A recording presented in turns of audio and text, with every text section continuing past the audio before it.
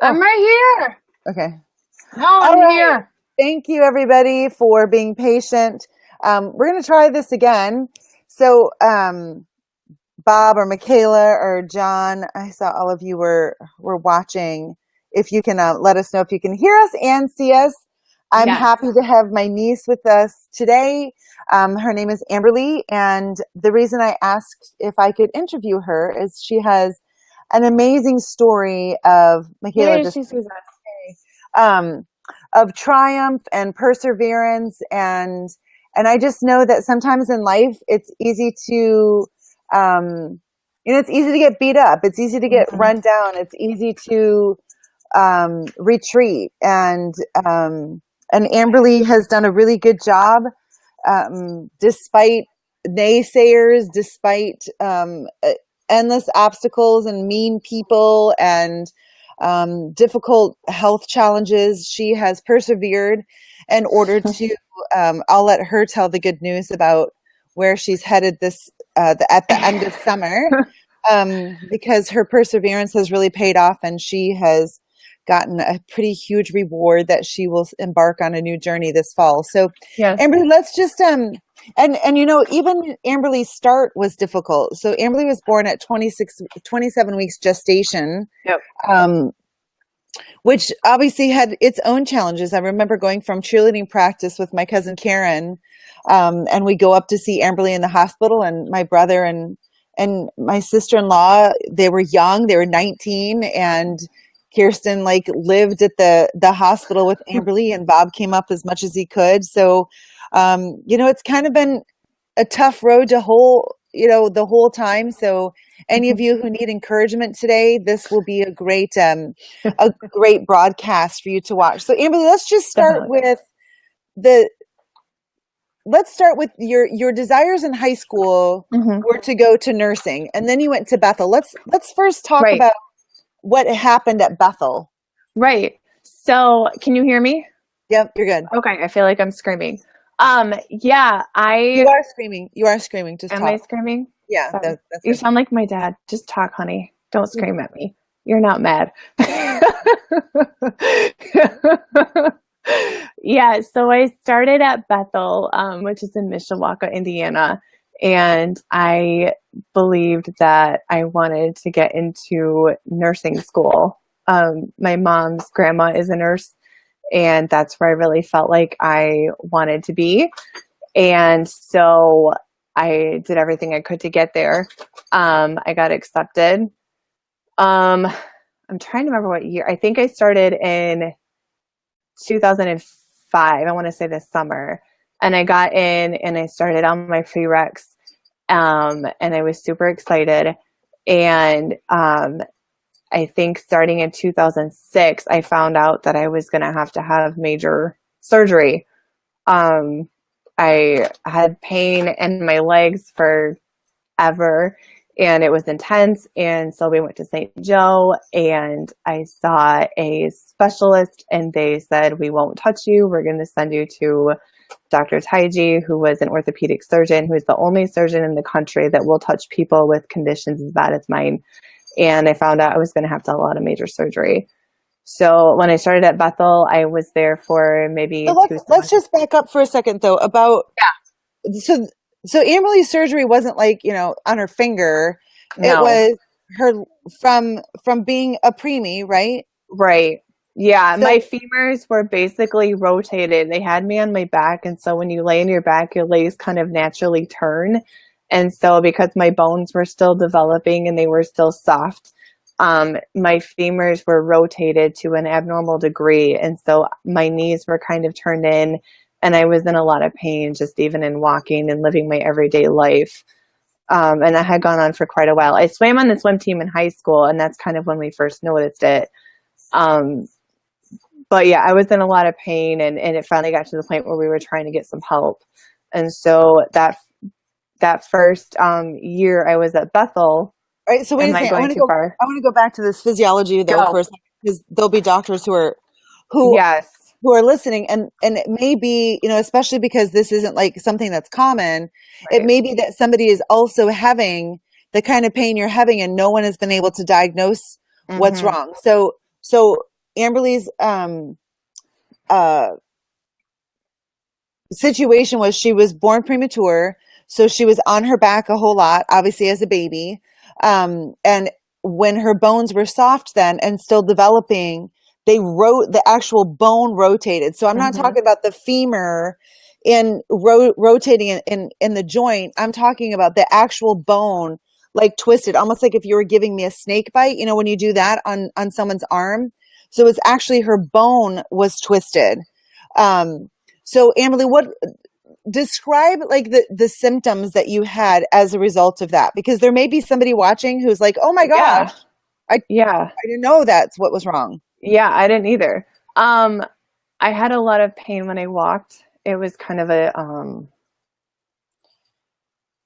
oh, it differed just depending. All I can remember is the more I was on my feet and the more I moved, the more pain I was in. It was a deep kind of muscular, dull, aching, just constant, horrible pain. And I was on the swim team, and the more that I swam and the more that I walked, kind of just the more in my like thighs and down to my feet it would hurt. And it was just always there. And with my tibia, it was worse. But it all I can remember is it was just pain. It was just horrible, horrible pain. Yeah, and mom said, yeah, I couldn't sit cross-legged either. I couldn't sit normally. I would sit with my heels. Oh, she just stopped there for a second. Her internet must have stopped. So her mom, Kirsten, just wrote, so she was knock-kneed and she couldn't sit cross-legged. And Kirsten, correct me if I'm wrong, but I think what you're talking about in cross-legged, you mean like Indian style. She couldn't sit like that because her bones were twisted. And I remember too that she kind of, when she would walk, she would kind of walk back and forth, like she was moving forward, but it would be like back and forth, which would make sense because her legs were rotated like, you know, like I can't even really describe it. But if you just think of a bone and a bone would twist.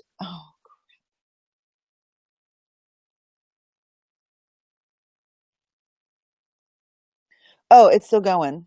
I thought, all right. So Amberly would be back. So her bones would twist, and Kirsten, you can correct me if I'm wrong, but it was not only her femurs, but it was also her tibia. And so she would have intense pain, and you know, I think it would be really easy to pass off the pain like, oh, you're just swimming, or it's growing pains. But I think one of the differentiating factors was the fact that she was a preemie. So then uh, because there was still so much development that had to happen, that development then There we made go. it so that so Amberly, going back to were you told that the pain in your legs was like growing pains? Um, I all I remember was going to see a guy at St. Joe with my dad, and they told me that they felt like my hips were rotated and they didn't know what to do for me. But I don't know that they ever misdiagnosed per se. I remember just being sent straight to Taiji. And then I remember like your gait. I was explaining this while you Yeah, were my off. Was gait kind of was messed up. back and Yes. forth. Yes. It was almost like a waddle, It but was. you were still moving forward. Yes. So Yeah. Which and made me Amber, great at uh not butterfly, oh, breaststroke, breaststroke. by the way. I was a Yeah. great breaststroke. So, and Amber, if you don't know this, I know your mom and dad are both watching, and maybe they could Mm-hmm. report Waiting. on this. So, um, did the doc did Tai was it Taiji Te Taiji. Yes. Taiji? Did he say that this only happens in preemies? If Bob or Kira Not, or Emily, they no. would know better than I would. I just remember him saying it was probably one of the worst cases he's ever seen. Okay, so then tell us the surgery that you had. So Yeah, so so Amberly's in college, and they finally get yes. a diagnosis Yes. about, okay, this is what's wrong. Your bones are twisted. Not in Yes. the joint, the actual bone The is twisted. actual bone. Okay, so let's go from there. Yeah. There, Oh, Dad just chimed idiopathic. in. Idiopathic. Wow, that's Does crazy. that help? Uh-huh. Okay.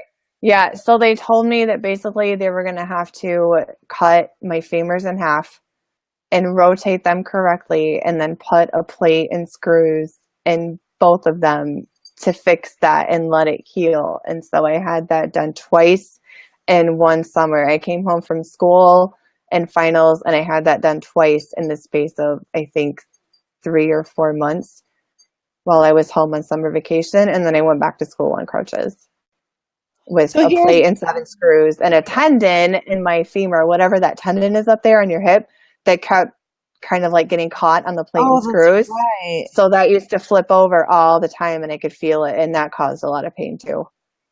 Yeah, it was not fun. Yeah. I mean, fortunately, Amberly's always taken really good responsibility for her health and has always been very thin, because somebody, yeah, and Dr. Dan Golden said everyone needs to hear these stories. Yes, Dan, that's what I was thinking too, because I think of how many times I heard from families, oh, my kid has growing pains. And I think like the more that we're exposed to, like, no, it may not just be growing pains. It may be something a lot more than that. So here is Amberly having gone through major surgery on both legs, now going back to school, and where she went to college, she didn't know anybody when she went to college there. So we live in Michigan, and she went away to Indiana, having grown up in a town of 5,000 people. Like, yes. And may I emphasize that I had no friends. Nobody was friends with me. I had no help. I was in nursing school. I was carrying around 25 to 35 pounds on my back every day. And I didn't even have anybody to save me a spot for class or chapel. I remember walking through like 2 feet of snow one year on crutches with 25 pounds on my back and no one to help me. And that's what I did. That's terrible. Yeah, that's just part of what happened. I had no support from anybody there. I had one person, I think, that supported me that whole time, but otherwise I had no friends, no support, no help, no nothing. It was just me and what I could do for myself. Yeah, and so let this be a charge to all of us to never ignore somebody. Like, never be in so much of a hurry in your own life, or like so focused on what you're doing that you fail to see the people around you. Like, I'm thankful that my parents always taught us, like, hold the door for somebody. And I think after being a single mom and, having 2 babies in an airport or whatever, like, help people out. Like, even if they tell you no, at least ask to help them. Or when you see somebody on crutches, or I don't care if you're 10 or you're 80, be mindful that it doesn't really take that much effort, and just be kind, be thoughtful. And so I'm so sorry that you went through all that. And I'm proud of you that you persevered. And I thought it was tough walking around across campus at Michigan State. It probably was. I didn't have a backpack, and I had a bajillion friends, and I didn't merely make that class very often, to be honest. I'm not surprised knowing you. I never missed one, okay? I wasn't on that plan. No, I had nobody, and it was really lonely and really hard. And even like to this day, I made a promise to myself, when I ended up at Eastern, I always made a point to make sure that if I saw anybody in a wheelchair or on crutches, that I made sure I asked them if they needed anything. And I walked with a few people that, were on crutches or needed help. So it's kind of my thing now, after what I went through. I wouldn't want anybody else to go through that. It's not right. And, I'm praise the Lord that instead of it making you bitter, it instead made you sensitive, because I think sometimes we go through things in life and that makes us bitter versus it giving us a heart for other people who may be experiencing something the same. So that's awesome. All right. So then, did you know about the math dyslexia before Bethel? No, I was diagnosed with dyscalculia while I was in technically my sophomore year of school at Bethel. That's when I was diagnosed with it. Okay, so what is that for people who are watching who don't know? It's a complicated learning disability. I don't call it a disability because for me, I'm not disabled. I am not unable to do math. I'm not unable to understand complex mathematical, deals. but it's a lot harder for me. Basically, dyscalculia is math dyslexia, and it's different for every person who suffers with it. For me, a lot of what I deal with is switching numbers around. I don't have consistent answers with addition or subtraction, so I can count money, 5 or 6 times in a row and get a different number every time. It's a neurological thing, it's a brain thing, it's a spatial reasoning thing. But I also, I will say straight up, I took statistics in college and I passed completely. So, and I'm going to take advanced stats this semester, and I have total confidence in myself to handle it. So it doesn't stop me. It just makes it a little harder. I struggle with directions. Kind of getting from here to there has been difficult, but I've also overcome that too. So you have like kind of figured out how it works and how I can overcome it. Yeah. Yeah, exactly. Awesome. So instead of using it as a crutch to say, I can't. Nope, I say I can. I just got to figure it out. Yep. All right. So then you went to, then while Amberle was in the nursing program, the woman who was in charge of the nursing program, the dean yes, was a really mean person. And I hope that she's watching this to tell you. She actually died of cancer the year after I got kicked out. Oh, well, and so let's qualify kicked out. Yeah. Like, it wasn't like Amberle was doing something wrong. It was really because of I chose to leave. Yeah. Yeah. I was kind of forced into a corner, and my choice was either take this one failed class as my only failed class in 4 years, or I could leave. And so I chose to leave. Yeah. Well, and then I remember too, it's like they were totally unaccommodating. So here she is with crutches, and like there was like no grace given whatsoever, even though, I mean, clearly this wasn't something that she brought on herself. It wasn't like she was waking up late and wasn't able to make it to class. It was this woman just had an attitude. So any of you that are given attitude to people, knock it off. Yes. Totally knock it off. Knock it off. There's no reason. It's not. Okay. Yeah. So Alicia just said, I don't want to call it a disability because I'm not disabled. This was great to hear. I love your attitude. Thanks, Alicia. Thank you. Thank you. Okay. All right. So now we're at Eastern. So Eastern is about 20 minutes from where Amberle lives if you're not from Michigan. Okay. So go ahead. Yeah. So I applied to a bunch of other nursing programs at home. I moved back home and I applied to a bunch of, like, probably 7, 8, 12, I don't even know, other nursing programs. And because nursing at that time was so competitive, my GPA at Bethel was lower than what, it probably could have been. I wasn't qualified. So I kind of sat down and I thought, well, maybe nursing's not it. I've been fighting this battle for a long time. It's not going anywhere. I don't think I'm good at this anymore. What else do I want to do? And that's kind of when the big transition happened. And that's where I started ending up where I am now. So okay, so then what happened? Yeah, because I mean, that's the relevant part of the story of perseverance through where you are now. Yes. So yeah, I sat down, and at the time, CSI, the TV show, was a really big thing. I was obsessed with it. And all I knew, honestly, was I wanted to help people. That's all I knew. And I needed to find another way to do that. That's awesome. So when I started, I was like, well, I could kind of do like a CSI thing and catch all these bad guys and help all these victims. And so I called Eastern and I talked to a really good friend of mine. Her name is Marilyn Horace Moore. She was the undergraduate advisor at the time. And we talked about criminology and criminal justice and kind of what my options were.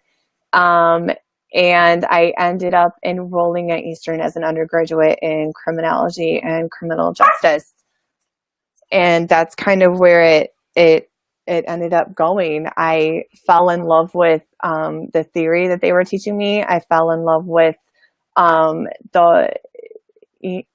everything about it. And that became my passion. And I realized I could help people that were in dire and desperate need of help, offenders that are mistreated and not given assistance in this country, and deal with the prison system and deal with probation and parole and all of that stuff.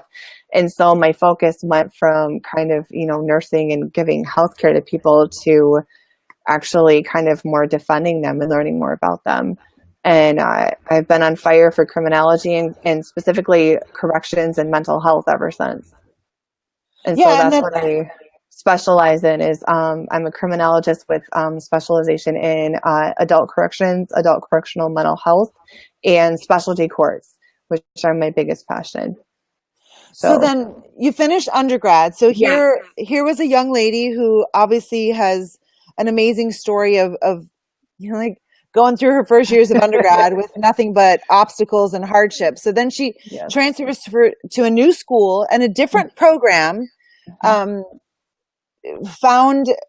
a passion. And like she said, I knew I wanted to help people. I just had to figure out another way. Yep. And I think it's neat that she went into a field where people are kind of defenseless, and how maybe that's how she felt when she was at Bethel. I'm defenseless. I have no one to help me. And so now taking up the torch for people who have no one else, and graduated from undergrad with a 3.9 bachelor, a 2. What was it? A 2.75, something like that. From undergrad? Yeah. Oh, but then your master's. My master's was higher. You had I had a higher GPA. It was like a 2.79. I'd have to look it up specifically, but it was higher than undergrad. Oh, I thought you had like a 4.0. In my mind, you had a 4.0. No, I'm not that good. I did really bad in one class in my master's degree, and that is where I kind of tipped. Oh, yeah, and I did get departmental honors when I graduated undergrad, which is an honor that is given to only maybe 5 to 6 people in my entire department in undergrad, and I also graduated cum laude in undergrad. That's awesome. And then my dad just reminded me about that. And then in your master's program, though, you also didn't your thesis. Like your thesis was really awesome and got special attention. And obviously all of that had to have paid off, and you made an impression on quite a few people, because now what just happened? Now I will be attending the University of Louisville starting August 1st, and I will be pursuing my doctoral degree in criminology and criminal justice. So that's a little bit of the story. A little bit. Right? So Amberle got I got a full ride. A full ride for her doctorate at the University of Louisville, which is pretty amazing, a big school, and got an additional stipend. Yep. I have a graduate assistantship, so I'll work 20 hours a week and I'll make $18,000 a year. Yes. So that's my deal. So she got a full ride and a stipend. And how many people, Amberle, either at University of Louisville or in general, apply for those positions versus getting them? A lot. Only 2% of the people in this country have a doctorate. So it's a pretty big deal. And the special thing about what happened to me was I am really good friends with this guy named Peter Wood, and he was my thesis chair in my master's degree. And he knows the director at Louisville, and the director actually just had his assistant one day call me and tell me that they had just admitted me. There was no review. Like there typically is a really heavy committee review for doctoral students. They go through everything. They go through your personal statement, your GPA, your GRE scores, of which mine are not outstanding, I promise you, and everything. And they're really stringent about who they let in, but they called and they said, we want to admit you, and not only admit you with absolutely no review, but we want to give you a full, complete scholarship for 3 years.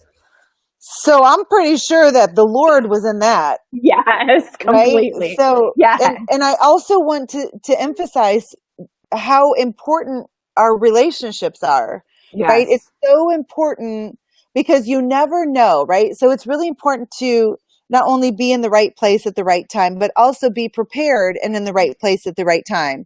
Yes. Always make sure people know your name, be memorable. Yes.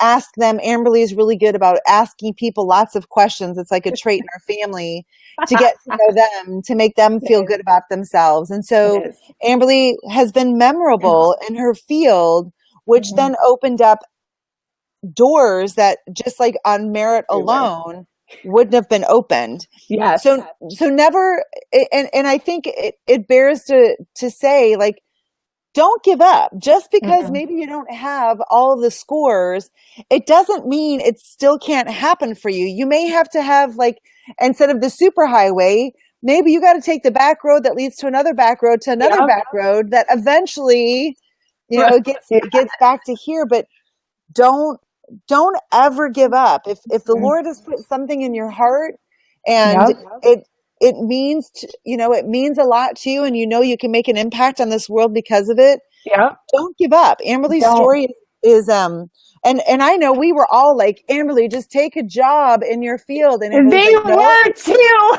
Everybody too. wanted me to just stop, and I was like, no, I will not settle until I get what I want. And I got what I wanted. Yeah. So great job, because we're not an easy family. We're not easy at all. We're all really headstrong and opinionated. And so I give Amberly lots of credit that she just kept pushing and pushing. I wasn't going to give in. Yep. So that's awesome. Give in. So what last words of advice or encouragement do you have for anyone who's watching this now or will watch it? I think honestly, the best thing I can say is don't give up. If you know you're meant for it, and you know that that's what you're there for, and you know in your heart that that's what your purpose is, don't settle ever. Don't. It's not worth settling for. Trust me, it's worth fighting for. I've been fighting for this since my junior year of college. Don't give up. So Amberly, what were your go-tos in those dark days, those days at Bethel when you had hobbled back to your room and smelled the 25-pound backpack, or when the department head wasn't a very nice person? What were your go-tos? I mean, obviously, that we've always covered you in prayer, and but let's hear from you, not my words. Yeah, no, definitely that. But honestly, knowing that I was doing what I believed I was meant to do, and knowing that wasn't there. Nothing was going to stop me from getting there. That's what kept me going, is knowing that this is exactly what I'm supposed to do, and there's nothing else. And I know that, and I won't settle for that. I won't settle for anything else. And that's honestly, truly what kept me going. It was frustrating, and I cried. And I remember one time I called my dad, and I was in my dorm room, and I was in tears, and I was like, Daddy, I don't think I can. He's like, I think you can't do this. I think you should stop. And I was like, Daddy, I can't. Like, I can't quit. And I fought for another 2 months at Bethel, but really just having a very clear vision of what I know I'm supposed to do and what I'm passionate about, and knowing what my strengths are, and knowing that was not a compromise I was willing to make, is what kept me going through all of this stuff. So was it that, like, in the down times, you learned more about the profession you were going to go into? Yeah, so and I learned more about myself too. You learn a lot about yourself when people are kicking you and you're trying to stand up and then kicking you right back down. You figure out a lot about yourself. And I learned what my strengths are and what my weaknesses were. And I learned a lot about myself. And there were some other things that happened to me when I started at Eastern that impacted kind of the way that I understood myself, and the way that, I lived my life and how I pursued things. But a lot of this self-awareness and a lot of this understanding of who I am and why I am the way that I am really kept me going as well. Nice. Yeah, I know a lot about myself, and I understand and trust myself more than I probably ever have in my whole life. That feels pretty good. So it does. It does. Especially going into a PhD, it really does. Yeah, absolutely. Well, thank you so much, honey. Aunt Barb loves you, and I'm really proud of you. And thanks for taking the time and overcoming our technical issues with this broadcast. So thanks to everyone. God bless you. Have a great day, and never, ever, ever give up. Never. Yeah. All right, thanks. Bye.